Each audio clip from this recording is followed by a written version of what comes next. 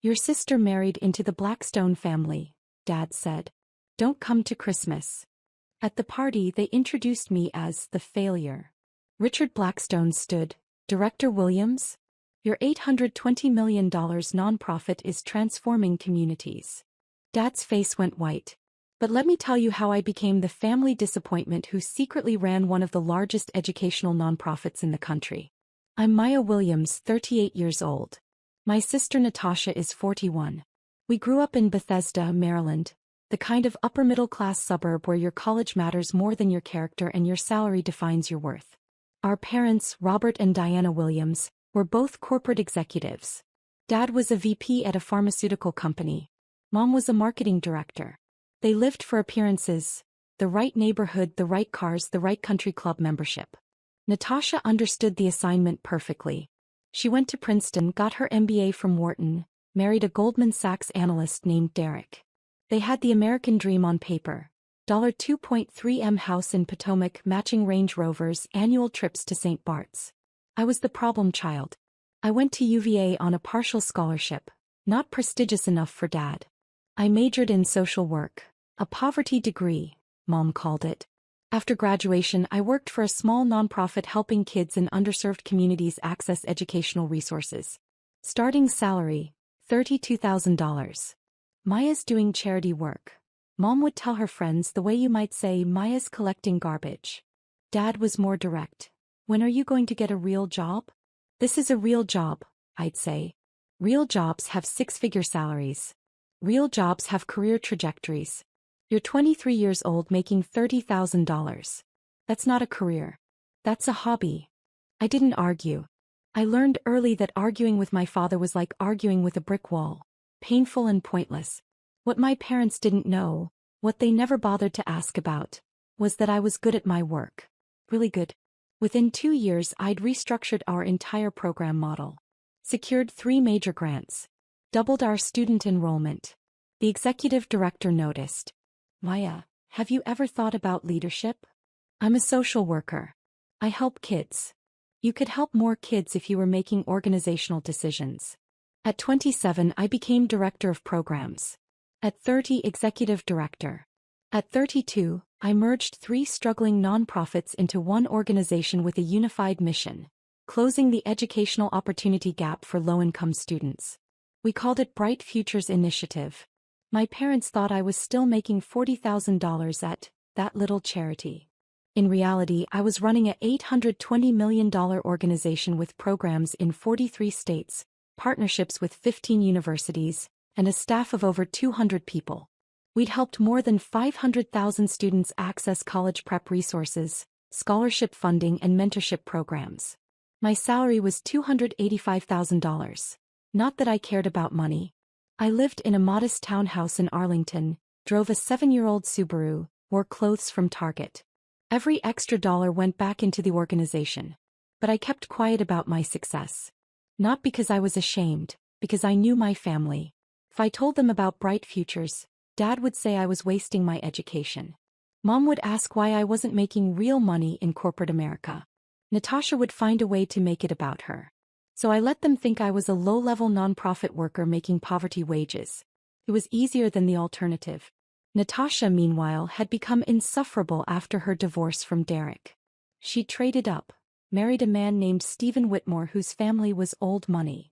Not just rich, generationally wealthy. The kind of wealth that came with trust funds, vacation homes, and memberships to clubs that didn't have websites. She called me the day after the engagement. Maya, I'm marrying into the Whitmore family. Do you know what that means? That you love Stephen? It means I'm going to be part of something that matters. Stephen's family knows everyone. Senators, CEOs, foundation presidents. His parents manage a $2.1 billion private equity fund. That's impressive. Impressive? It's transformative. This is what success looks like, Maya. This is what happens when you make smart choices instead of wasting your life on charity cases. I said nothing. I'm telling you this because I need you to understand. When you meet Stephen's family, you need to be on your best behavior. Don't talk about your nonprofit work. Don't mention money or lack of it. Just try not to embarrass me. I'll do my best. I'm serious, Maya. Stephen's parents are sophisticated people. They donate to real organizations, museums, hospitals, universities. Not little community groups. I can't have them thinking the Williams family is ordinary. The wedding was elegant, expensive, exclusive. I wore a dress from Macy's. Natasha wore custom Vera Wang. The reception was at a private estate with 200 guests who all looked like they'd stepped out of a yacht club catalog. I met Stephen's parents briefly. Richard and Patricia Blackstone. Silver-haired, impeccably dressed, the kind of people who radiate old money. Maya, lovely to meet you, Patricia said. Natasha mentioned you work in nonprofits? Yes, ma'am. Educational access. How noble, she said with a smile that didn't reach her eyes. We didn't speak again that night. Over the next 3 years, Natasha's identity became completely wrapped up in being a Blackstone. She joined boards, not because she cared about the causes, but because that's what Blackstone women do.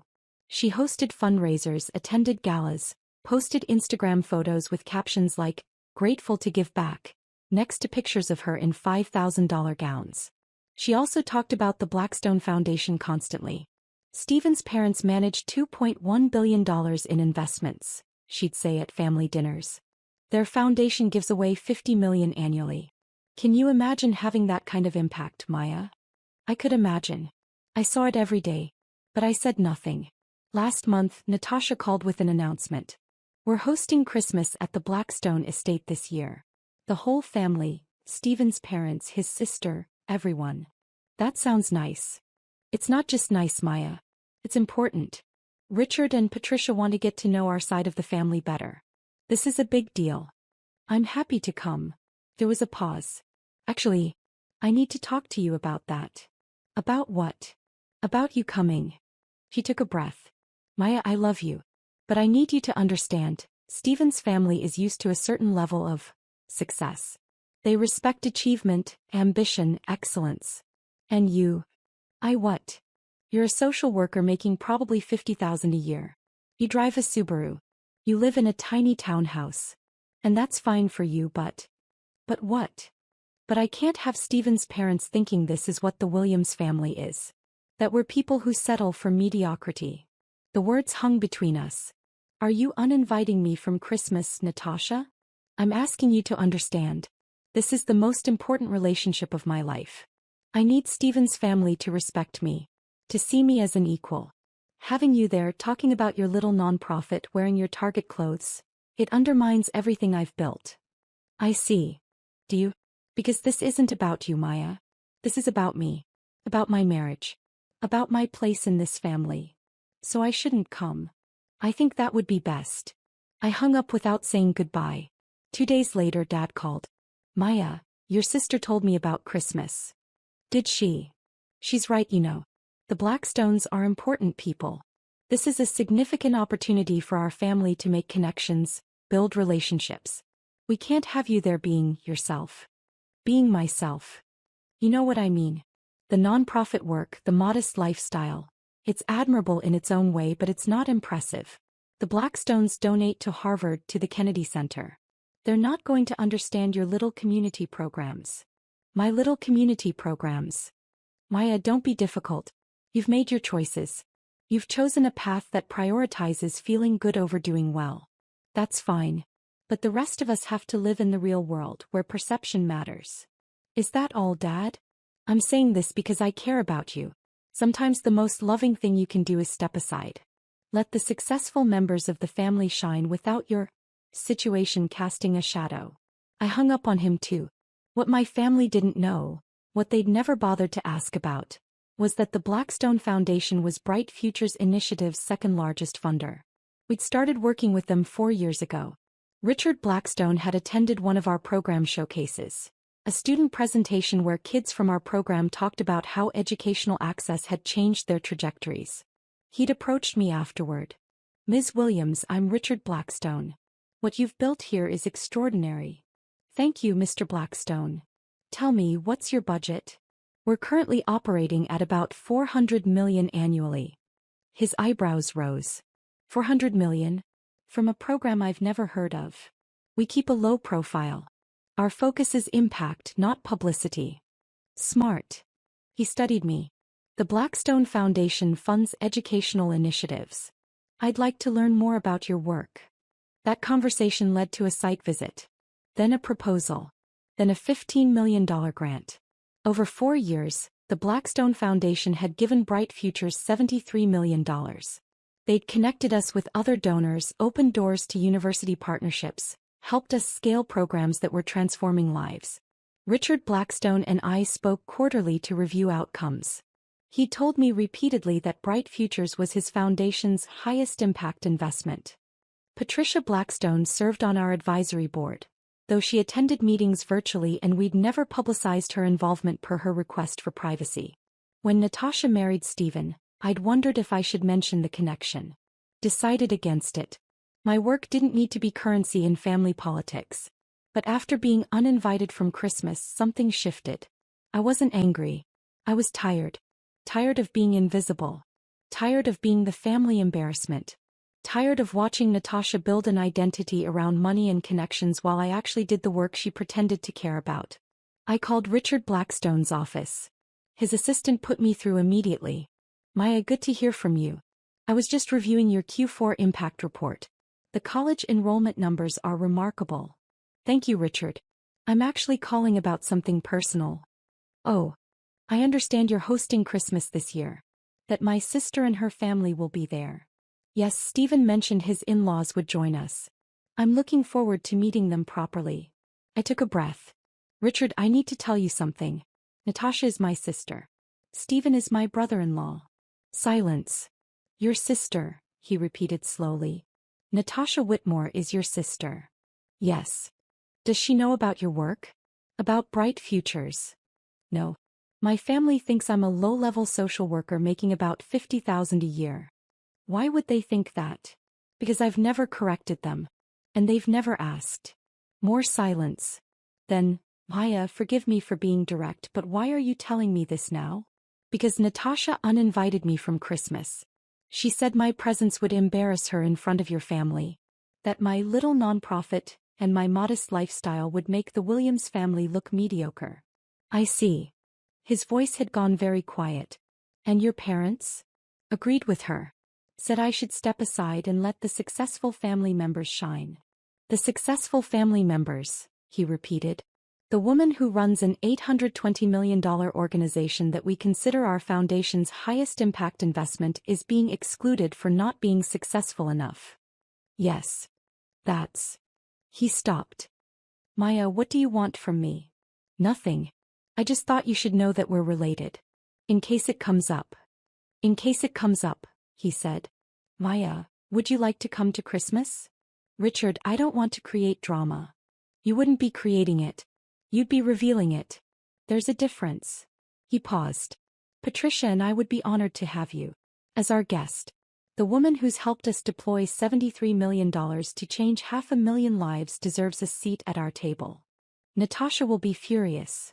Natasha, he said carefully, needs to learn that success isn't about who you marry. It's about what you build. I arrived at the Blackstone estate on Christmas Eve at exactly 6 p.m. The house was stunning. A sprawling colonial on 20 acres in McLean, Virginia. Old money beautiful, not new money flashy. I wore a simple black dress, still Target, but it fit well and looked appropriate. I carried a bottle of wine and homemade cookies from my favorite bakery. A valet took my Subaru keys without judgment. Richard Blackstone opened the door himself. Maya. Welcome. Richard. Thank you for having me. Thank you for coming. Patricia is eager to finally meet you in person. He led me into a living room decorated with understated elegance. Real tree, classic ornaments, nothing gaudy. About 15 people mingled with cocktails. I saw Natasha immediately. She was holding court near the fireplace, wearing a designer dress that probably cost more than my car. Stephen stood beside her looking polished and attentive. My parents were there too. Dad in his country club blazer, Mom in pearls and a forced smile. Natasha saw me. Her face went white then red. She crossed the room in 6 angry strides. What are you doing here? Richard invited me. Richard. Mr. Blackstone invited you? Why would he? She looked around frantically. You need to leave. No. Before his parents see you. I'm not leaving. Maya, I swear to God if you embarrass me. Natasha. Richard's voice cut through her panic. I invited your sister. She's welcome in my home. Natasha turned to him, forcing a smile. Mr. Blackstone, I'm so sorry. There's been a misunderstanding. Maya wasn't supposed to. There's no misunderstanding. Maya and I are colleagues. I wanted her here. Colleagues. Natasha's confusion was genuine. What do you mean, colleagues? We work together. She runs the educational nonprofit my foundation funds. Natasha laughed nervously. No, Maya works for a small community group. She's a social worker. I'm executive director of Bright Futures Initiative, I said quietly. We're an $820 million organization operating in 43 states. The Blackstone Foundation has funded our work for 4 years. The color drained from her face. My father appeared at her elbow. What's going on? Dad, this is Richard Blackstone, Natasha said weakly. Stephen's father. Dad extended his hand, his sales smile in place. Robert Williams. Pleasure to finally meet you properly. I understand your foundation does remarkable work. We try, Richard said. Though we're only as effective as the organizations we fund. Like Bright Futures Initiative. Are you familiar with Maya's work? Dad's smile faltered. Maya's work. Your daughter's nonprofit. The one transforming educational access for 500,000 students. I think there's some confusion, Dad said. Maya works for a small nonprofit. Entry-level position. Entry-level, Richard repeated. Robert, your daughter is the executive director of one of the most effective educational nonprofits in the country. She's built an organization that serves more students than most state education departments. Mom had joined us now, sensing trouble. Mr. Blackstone, Maya is very dedicated to her charity work, but I think you might be confusing her with someone else. I'm not confused. Richard's voice was firm. I've worked with Maya for 4 years. I've visited her programs, reviewed her outcomes data, watched her present to our foundation board. She's brilliant, strategic, and has accomplished more before 40 than most executives do in a lifetime. The room had gone quiet. Everyone was watching. Natasha found her voice. That's impossible. Maya doesn't, she can't, she makes $50,000 a year. I make $285,000, I said calmly. Plus benefits. My organization's operating budget is $820 million. We've helped 500,000 students. We have partnerships with 15 universities and programs in 43 states. You're lying, Natasha whispered. I'm not. But you never said you let us think. You never asked. You assumed I was a failure because I didn't work in corporate America. You assumed I was poor because I drive a Subaru. You never once asked about my actual work. Patricia Blackstone appeared beside her husband. Maya, so good to finally meet in person. Our advisory board meetings don't do you justice. Natasha's mouth fell open. Advisory board? Patricia serves on Bright Futures Advisory Board, I explained. Though we keep her involvement private per her preference. Mom made a small sound. Dad just stared. Stephen, who'd been silent until now, spoke up. Natasha, you told me Maya worked at a community center. I thought she did. You thought or you wanted to think? Patricia's voice was gentle but pointed. Did you ever ask her about her work? Visit her organization? Show interest in what she does? Silence. Maybe we should sit down, Richard suggested. Dinner will be ready soon. The dining room table sat 20. Richard directed me to a seat beside Patricia, near the head of the table. Natasha and Stephen were farther down. My parents were in the middle. It was a deliberate seating arrangement. A statement. During appetizers, Richard addressed the table. I want to thank everyone for joining us. Family is about more than blood. It's about recognizing and celebrating each other's achievements. Speaking of which, he turned to me. Maya, would you tell everyone about the new scholarship program you're launching? All eyes turned to me. I took a breath. We're launching a national scholarship fund for first-generation college students. Full-ride scholarships, tuition, room, board, books, stipend for living expenses. We're starting with 500 students annually and scaling to 2,000 within 5 years. What's the funding commitment? Asked a man I recognized as Stephen's uncle. $200 million over 10 years. The Blackstone Foundation is our anchor funder with a $50 million commitment. Natasha's fork clattered against her plate. 50 million, my father said weakly. That's just their portion, I continued. We've secured commitments from 7 other foundations. The program launches next fall. Patricia smiled. We're thrilled to partner on this. Maya's vision for removing financial barriers to education aligns perfectly with our foundation's mission. Mom found her voice. Maya, why didn't you tell us about this? When would I have told you, Mom? During the dinners where you introduced me as the one who never made anything of herself? Or maybe during the holidays when Dad asked when I was getting a real job? The table went silent. That's not fair, Dad said. We've always supported you. Have you? Name one program I run. One accomplishment I've achieved. One thing about my work that you actually know. Silence. You can't, I said quietly. Because you've never asked. You've spent 15 years assuming I'm a failure because my success doesn't look like yours. Natasha was staring at her plate. Stephen looked uncomfortable. But here's what's really interesting, I continued. You uninvited me from Christmas because you were embarrassed of me. Because you thought I'd make the family look mediocre in front of the Blackstones. You wanted to hide me so the successful family members could shine. Maya, Mom started. Meanwhile, the Blackstones have been funding my work for 4 years. They've given my organization $73 million. Patricia serves on my advisory board. Richard calls me quarterly to review our impact data. The family you wanted to impress already knows me. They respect my work. It's their foundation's highest impact investment. Dad's face had gone from white to gray. So who exactly is the successful family member you wanted to shine? I asked. The sister who joined boards for status? Or the one who built an $820 million organization that changes lives? Natasha stood up abruptly. I need to talk to my sister. Alone. Natasha, Stephen began. Alone. Richard gestured to a side room. The study is available. Natasha practically dragged me down the hall. Once the door closed, she turned on me.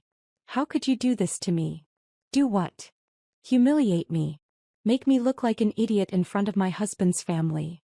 I didn't make you look like anything. You did that yourself.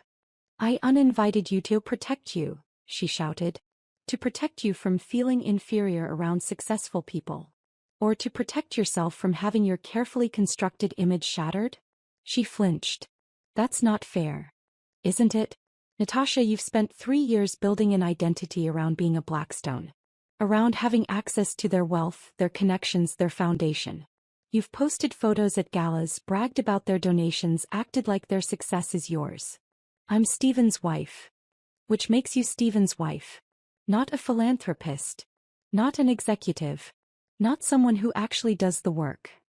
I'm on 3 nonprofit boards. Are you?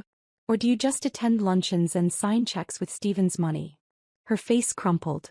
You don't understand what it's like. Growing up in your shadow. My shadow? Natasha, you were the golden child. Princeton. Wharton. The perfect marriage. The perfect-looking marriage. To a man who cheated on me with his secretary. While you were off changing the world, I was trying to figure out who I was without a successful husband defining me. She sank into a chair. Then I met Stephen. Met his family. Saw a chance to be part of something that mattered. Something bigger than myself. But you're not part of it. You married into it. There's a difference. I know, she whispered. God, Maya, I know. But I didn't know how to be impressive on my own. How to matter without writing someone else's achievements. So I married the Blackstone name and told myself that was enough. And I was your cautionary tale. The sister who chose wrong. Who wasted her potential. I needed you to be that. Needed to believe that my choices were better than yours. She looked up at me. But they weren't, were they? You've been doing actual good while I've been pretending. You've built something real while I've been playing dress up at galas. Natasha. How much do you make? What? Your salary. How much? $285,000. She laughed bitterly. I'm living off Stephen's trust fund. I don't make anything. I'm 41 years old and I'm essentially unemployed. You could change that. Could I? What am I qualified to do, Maya? I have an MBA I haven't used in 10 years. Board memberships I only have because I'm a Blackstone. No actual skills, no real experience. I'm a professional wife. That's not true. It is. She stood up. And the worst part? I could have been asking you for advice this whole time. Learning from you. But I was too busy pretending you were the failure. The door opened. Stephen stood there. Everything okay? No, Natasha said. But it will be. We returned to the dining room. The main course had been served. People were making careful small talk. Natasha stopped at the head of the table. Can I say something? Richard nodded. I need to apologize. To Maya primarily, but to everyone here. He took a breath. I uninvited my sister from Christmas because I was embarrassed of her. I told her she'd make our family look mediocre. That her work, her little nonprofit, wasn't impressive enough for this crowd. Stephen was watching her carefully. I did this because I've built my entire identity around being a Blackstone. Around access to this family's wealth and success. And I needed Maya to be less than me so I could feel successful. Her voice broke. But she's not less than me. She's extraordinary. And I've been too insecure to see it. Mom was crying. Dad looked like he might be sick.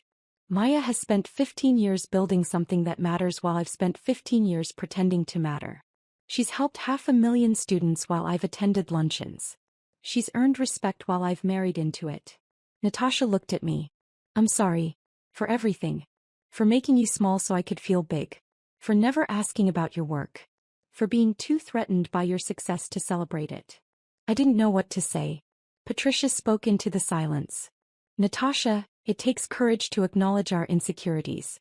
Even more to admit them publicly. I don't feel courageous. I feel ashamed. Shame can be productive, Patricia said gently. If it motivates change. Natasha nodded. Sat down. Stephen took her hand. My father cleared his throat. Maya, I owe you an apology too. Your mother and I have failed you as parents. We've measured success by salary and status instead of impact. We've dismissed your work without understanding it. That was wrong. Very wrong, Mom added, wiping her eyes. Sweetheart, we're so sorry. Are you? I asked quietly. Or are you sorry that you looked foolish in front of the Blackstones? Dad flinched.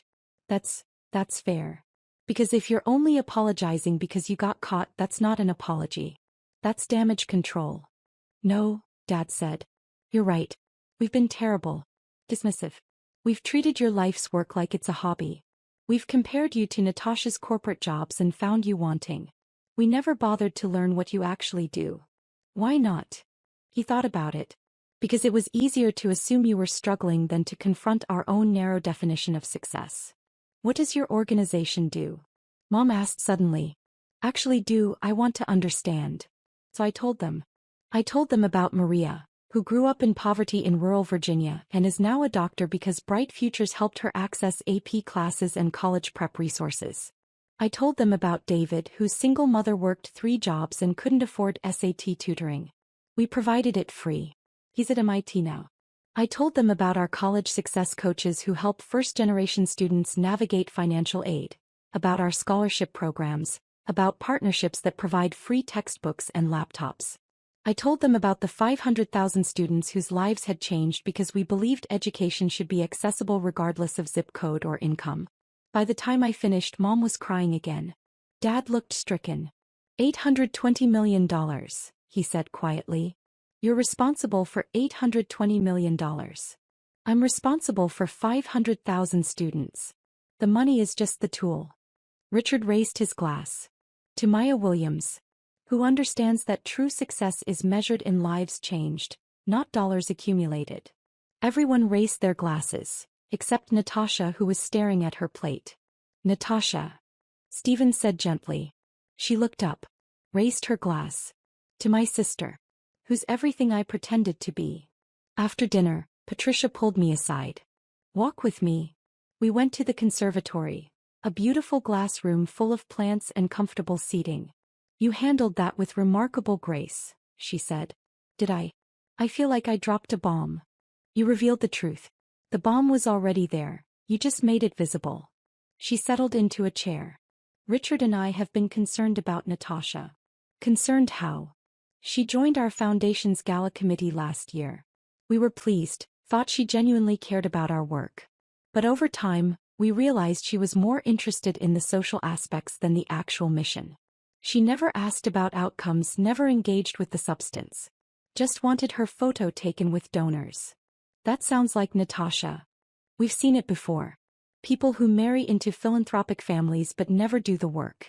They attend events, serve on boards, put their names on donor walls. But they don't understand what we do or why it matters.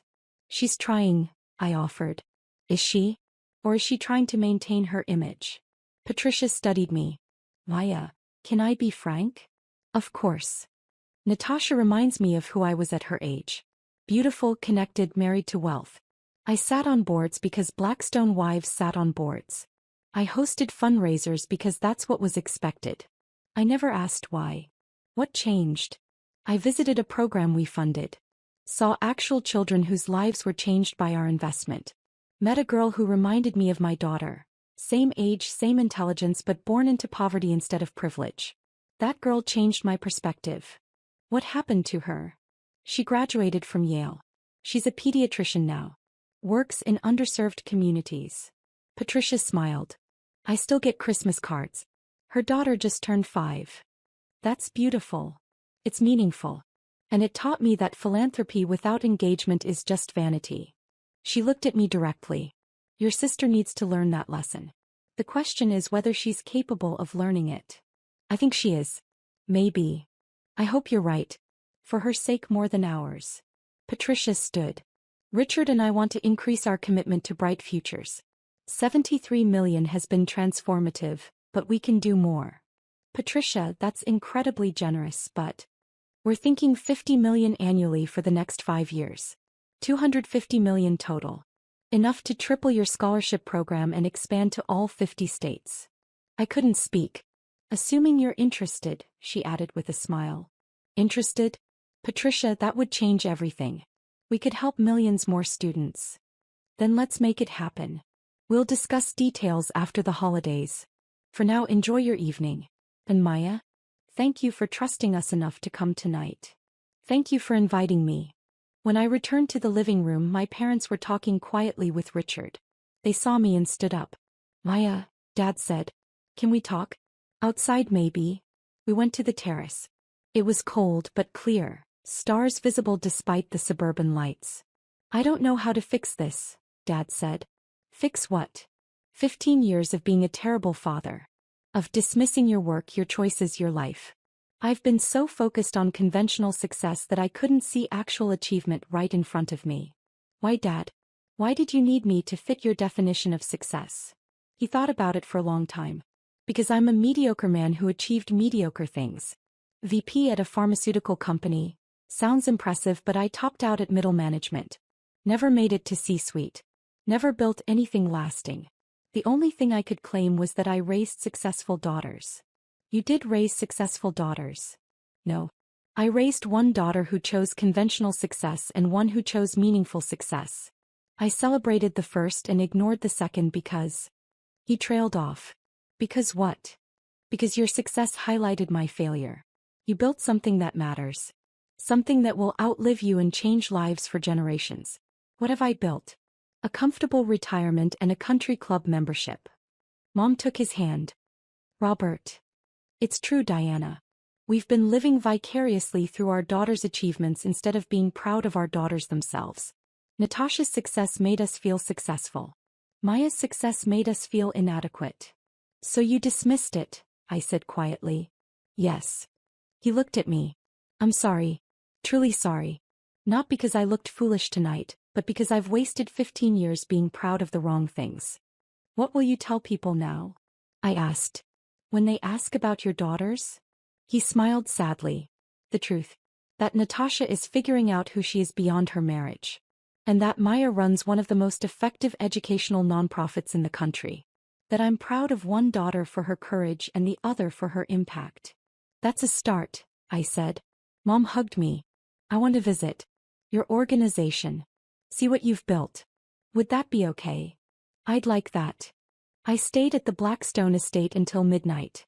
We played board games, drank wine, talked about everything except the elephant we'd addressed at dinner.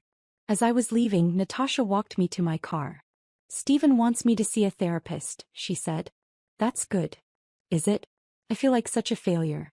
41 years old and I'm just now realizing I don't know who I am." "You're not a failure. You're figuring it out. There's a difference." "Maya, can I ask you something?"